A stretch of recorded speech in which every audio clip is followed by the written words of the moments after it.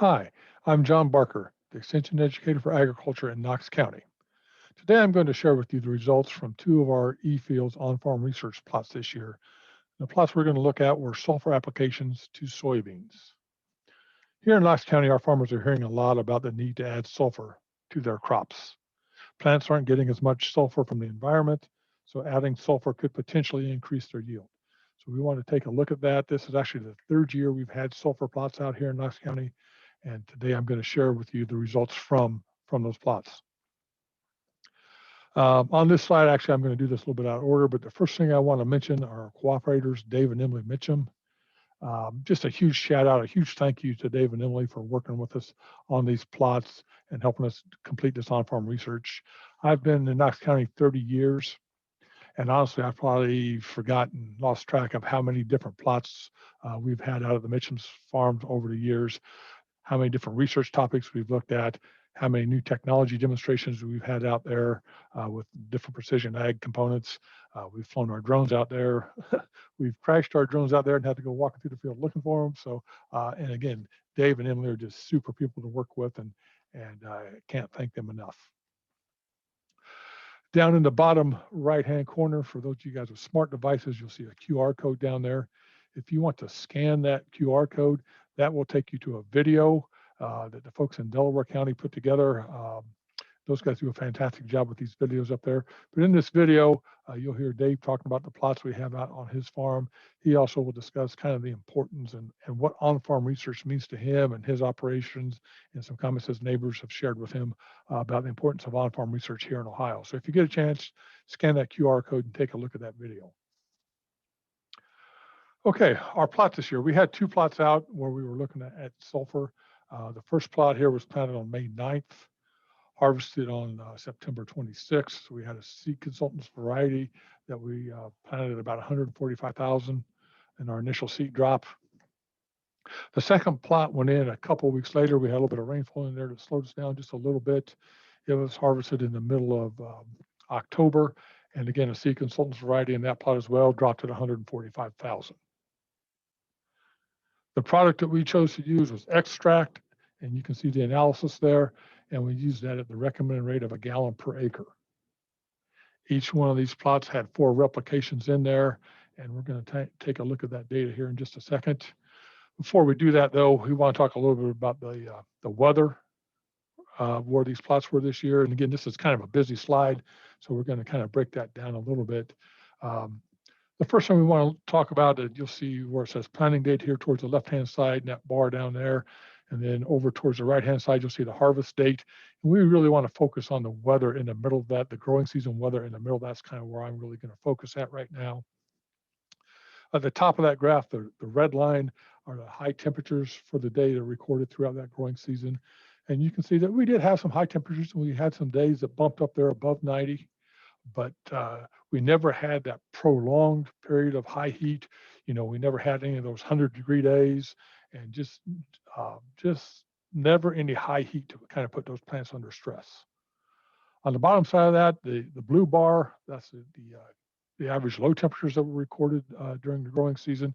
And you can see here, when it got a little chilly when we were planting, you know, we're down there around in the 30s, a little cool down here around the end of May also. But for the most part, if you look at those low temperatures, we never really had those hot nights either. You know, those nights when it's up in the 80s in the evening and it doesn't cool down, and it doesn't give that plant a chance to kind of regenerate. You know, our evenings kind of cooled down, gave those plants a breather, and really, as we looked at those plants throughout the year, we really never saw any, at least any visual stress to those plants from high temperatures. Down on the bottom is the rainfall data, and the one thing that stands out to me there maybe is the consistency a little bit of the rainfall that we had. You know, if you've listened to our climate guide, Dr. Aaron Wilson, talk about these big, huge weather events that we're having here in Ohio, and we have our share of them up here as well. But out where our plots were this year, we didn't have those big 2- and 3-inch rains throughout the growing season. But what we did have, we had some fairly consistent, nice, you know, 1-inch rains through here. You know, we had some 1/2-inch rains in here also. And those were kind of consistent throughout the growing season. You know, we got to the end of June, the first part of July, and we had a little bit of a wet spot in here but right in the middle of that, we did have a few tenths to kind of break that up a little bit. And the same thing in August. We went through a little bit of a dry spell here, but again, we had close to a half an inch in the middle of that to kind of break that up and give those plants a chance to grab some of that moisture.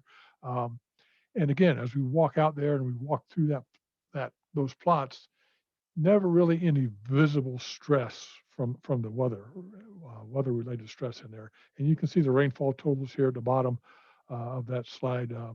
Just overall, just not too bad of a growing season for us in Knox County. The rainfall was pretty timely. We had excellent weed control. We had some slight insect feeding and really no observable disease pressure around these plots at all. We did have a portion of the county that was pretty dry up in the northeast corner, but down in the southern part of the county where these plots were, we just had a pretty good growing season. If we want to talk about the specifics of these plots now, you can see the yield in the first plot, about 81 bushel the acre where we had the treatment. Our control was about 76. There was about a little over about a 4.7 bushel difference in yield between the treatment and the control. That was a statistically significant yield difference.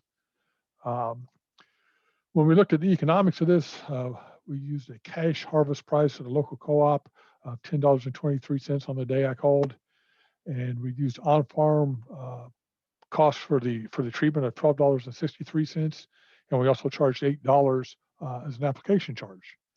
And when you do all the math on that, we had on that first plot we had about a $27.50 positive net return to the sulfur. On the second plot, we had similar results. We had about a little over a 3 bushel difference in yield.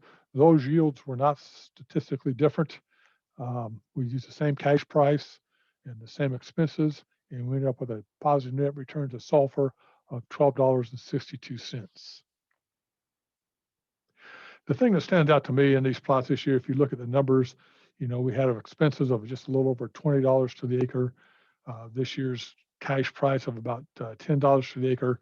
So, rough math there is if you were going to break even with this treatment this year, you had to have about a 2 bushel yield increase to be able to break even. And as Dave and I talk about this plot, and if you watch a video, you'll hear Dave say this, and I've heard him say this 100 times over the years, you don't want to spend a dollar to make a dollar. If you're going to do these kind of treatments, you have to have a positive net return. If you're looking at where you're going to have that capital outlay, where you're going to use your economic resources in your fields this year, there needs to be a consistent positive net return to these kind of treatments. And that leads me really into my next slide here, and it's caution. This is the third year that we've had sulfur plots out in Knox County. This is the first year that it's ever showed a positive net return. Most of the years when we've walked out and walked through these plots and looked at them, you can see a difference in color where the sulfur's been applied. Usually those plants are a little bit greener looking. And you can see that with the eye, you can see that with the imagery we take from our drones. But as we take that to yield, we've never seen the yield increase. We've never had a positive net return to sulfur before this year. This year, for whatever the reason, we did have, and that's good, but it needs to be consistent. I know there's the folks in Delaware County, they had sulfur plots out this year. They didn't have that positive net return. And if you look back in other eFields reports, you'll see from past years, there's been some sulfur plots in there, some sulfur data in there, but again, you don't see the consistent economic net returns that we really want to see to be able to do this on a large scale and to be able to do this over every acre of our farm. If you have any questions, I've included my contact information here, my email and my phone number. Please feel free to reach out and give me a call or text. I'll be happy to answer any questions that you might have. Excuse me. Thank you and have a good day.